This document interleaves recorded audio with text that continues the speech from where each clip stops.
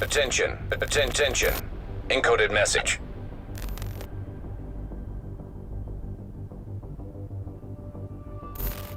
In Warlords of New York, we're finding out what happened in Midtown and Lower Manhattan in the past 8 months. Faye Lau, a shade analyst, field agent and acting commander for the division in New York City, returned and aided us in tracking down and defeating Aaron Keener and his cell of rogue agents. However, in doing so, and with the plot twist at the end of the campaign, we're left with more questions than answers. What happened in the past 8 months in Midtown and Lower Manhattan with Lau and the division? And more importantly, why did Lau disavow the division, turn rogue and join the Black Tusk?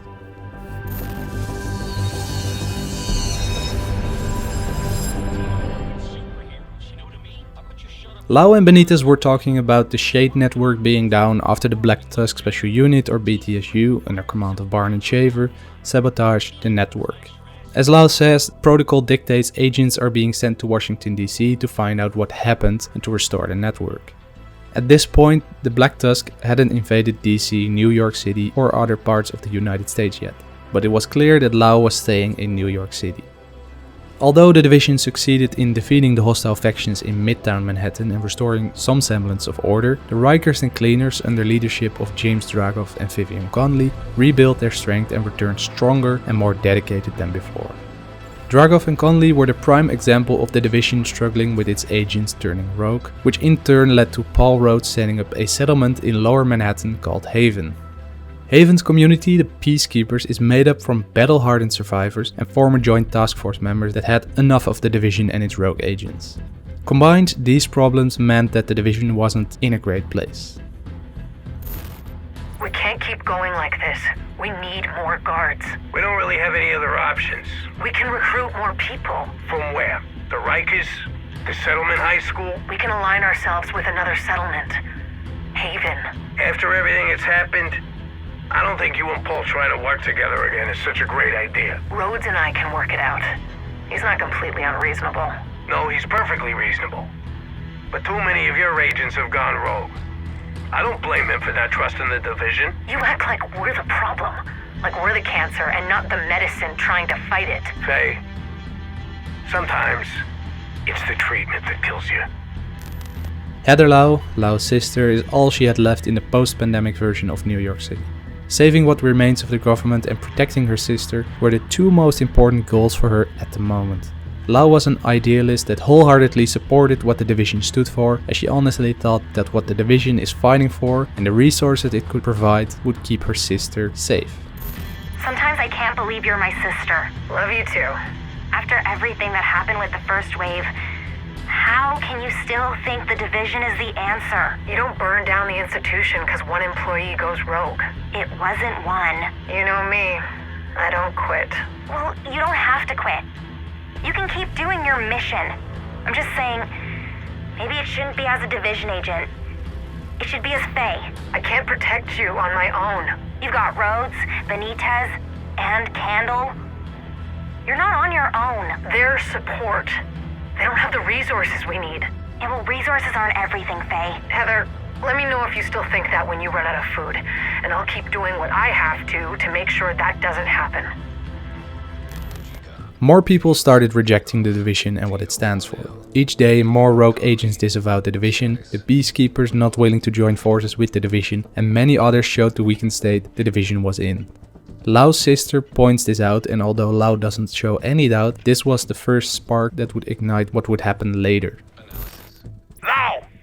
Come in! Come in, Lau! This is Agent Lau. We've been attacked! The Rikers attacked the Hell's Kitchen settlement! Is everyone okay? No! It's a disaster! They breached the perimeter! How? Turrets were offline! They must have cut the power or something! God damn it. What about the patrols? They were between shifts! What do you mean between shifts? They were sleeping! We didn't have enough guards! The Rikers must have noticed the pattern! God damn it, my sister? I don't know! We haven't been able to get a hold of her! I'm on my way. The base of operations, located in the post office in Midtown Manhattan, had been under attack. The Rikers cut the power to disable the turrets, and with the JTF being severely understaffed, no patrols were guarding the outer perimeter, leaving them wide open to the attack. The fate of Lau's sister is unknown. After the attack, Lau managed to capture one of the Rikers involved in the attack and interrogated him for information. I know you were there. I don't know what the fuck you're talking about. Hell's Kitchen! Sure, I've been to Hell's Kitchen. You attacked the settlement! We took some stuff that belonged to us. Some idiots tried to start a fight over it. Not our fault it ended the way it did. You killed my sister! Oh yeah? Don't remember. Guess I must have shot her in the back. God damn you! God fucking damn you! Lau's sister was murdered during the Rikers attack. Losing her sister, the only person she had left, Lau was absolutely devastated.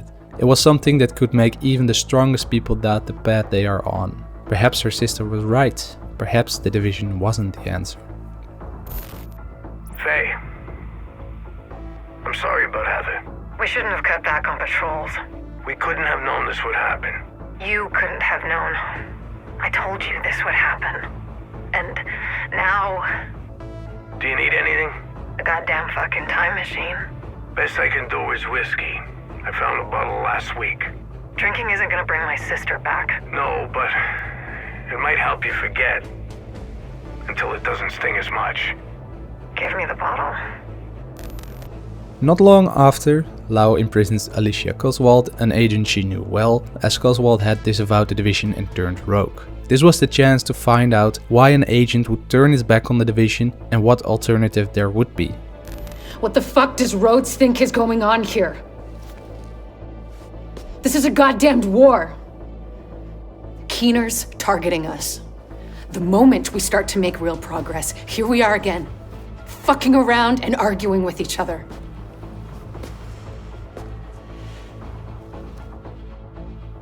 I've had enough.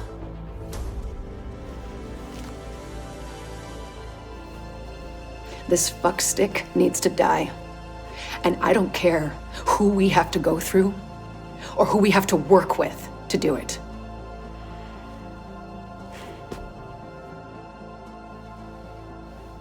Sorry. It's not your fault. This peace was hard won, and now we've lost it. We're going to get him. We have to.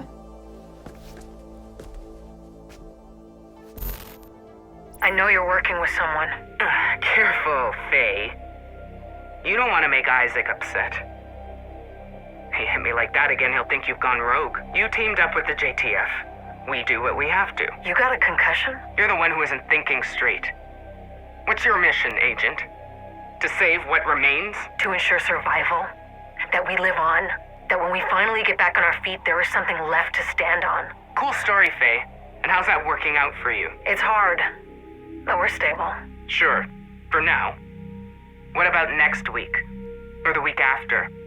Or when you haven't had a Sarah delivery for months and the medicine runs out and the people who work together so well right now turn on one another? What are you gonna do then, Faye? We will adapt. We will work together and find a way to move forward. And when they steal your tech and turn your turrets against you, what'll you do then, Faye? What I have to, Alicia. I'm doing the same. You're not there yet, but you'll see we're the same. I'm not like you.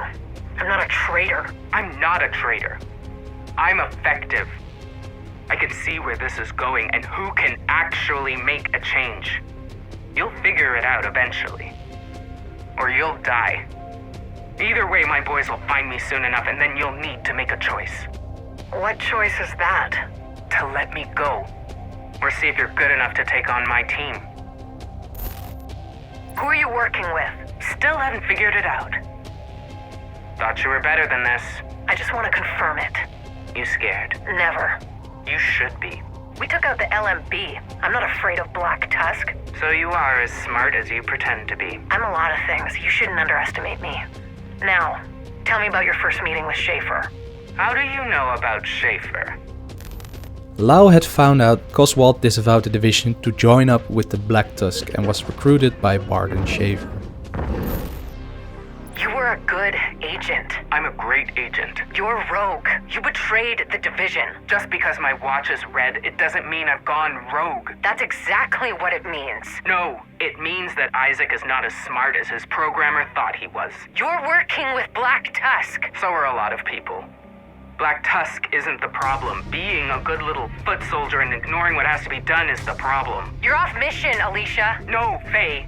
You're the one who's off mission. We were recruited because we're adaptable. We can problem solve and have critical thinking skills. We are supposed to be autonomous. We're supposed to think for ourselves and find solutions to complex problems with limited resources. And part of finding solutions is recognizing what can be exploited and deciding whether the risk is worth the reward. You've already lost everything, Faye. Why are you still holding on to this childish notion that being loyal to the division is still the right thing to do? Oswald states that the division and the Black Tusk have similar goals, saving what remains, provide security and resources. However, her employer thinks the ends justify the means, where the division does not. And according to her, that's the reason the division isn't successful in accomplishing its goals, where the Black Tusk is.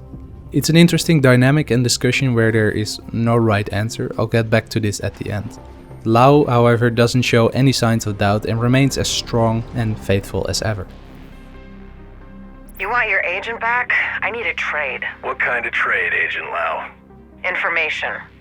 I'm sick of the rumor mill bullshit. I know Alicia. She was a good agent. She was a good person. She dedicated her life to teaching kids, and now she works for you. What the hell did you do to her? We didn't do anything to her. I made her an offer and she took it. What kind of offer? I told her that anything she wanted, regardless of how ridiculous, we could find a way to get it for her. That our resources were vast and wide, that the people we work with are legitimate and are working toward rebuilding what is broken. Who do you work with? That information is not for sale. That's what you're asking, then I'm afraid our negotiations are over. It was nice talking to you, Lau. Fair enough, need to know. Then tell me something else, and Alicia is yours. Go ahead. How are you getting supplies in and out of the city? Lau is willing to release Oswald and let her go back to the Black Tusk in return for information. Why would she side with them? What offer did they make her? Schaeffer answers that the Black Tusk can provide her with anything that she wanted, regardless of how ridiculous, further strengthening their philosophy of ends justifying the means. Their goal is to rebuild what is broken, and that convinced Oswald to join up with them. Lau doesn't show any signs of going rogue at this point. Jesus, that smoke, they didn't stand a chance. City Hall was just the beginning. He's fucking with us. No. He's showing us how far he is willing to go. Proving he's got more payloads of his bioweapon at his disposal, and the division is powerless to stop him. There's still time to stop him, Faye. There has to be. Before assaulting Keener's compound on Liberty Island, Keener launched another biological attack on Castle Clinton, a JTF settlement. The devastation of the castle shows the first sign of Lau doubting the division's capabilities. It's most likely that her sister's death and this are the reasons for what happens next.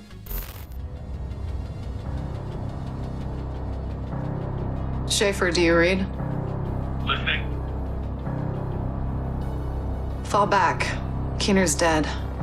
But he's activated the network. What's the damage?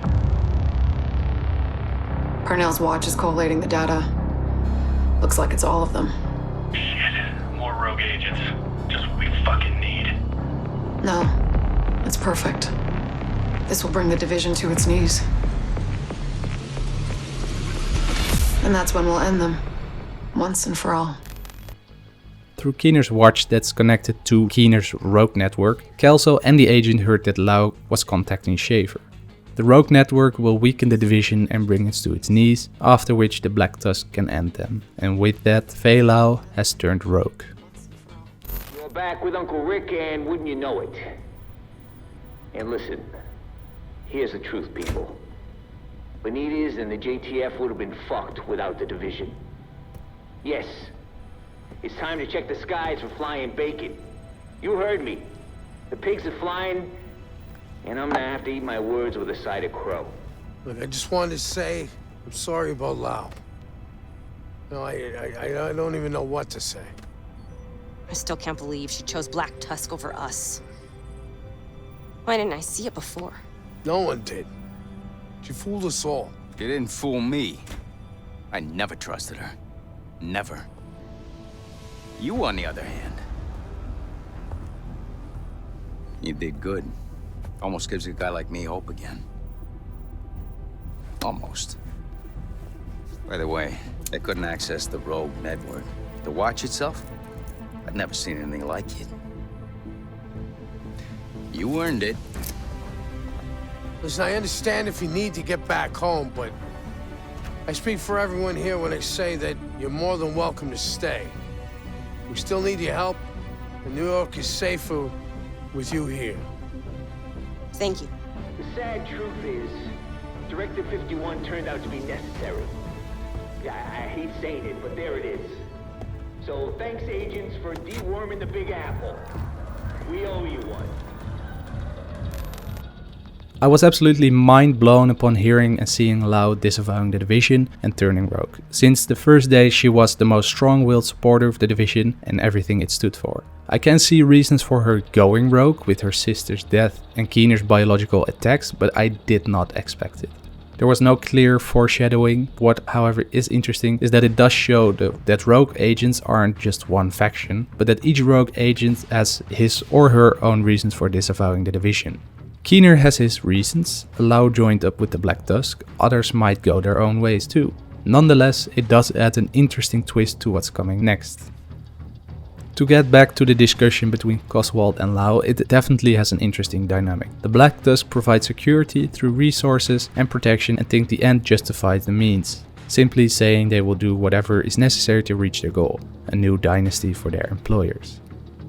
On the other hand, the Division fights for freedom and also of course security and don't think the end necessarily justifies the means. I would like to hear what you think. What would you choose if you had to choose between security and freedom? Would you side with the Black Tusk or the Division?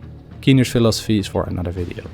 I don't think I have a clear answer as it's a moral grey area rather than black or white. I see the advantages and disadvantages of both Keener's Black Tusk and the Division motivations, but I'd love to hear what you think.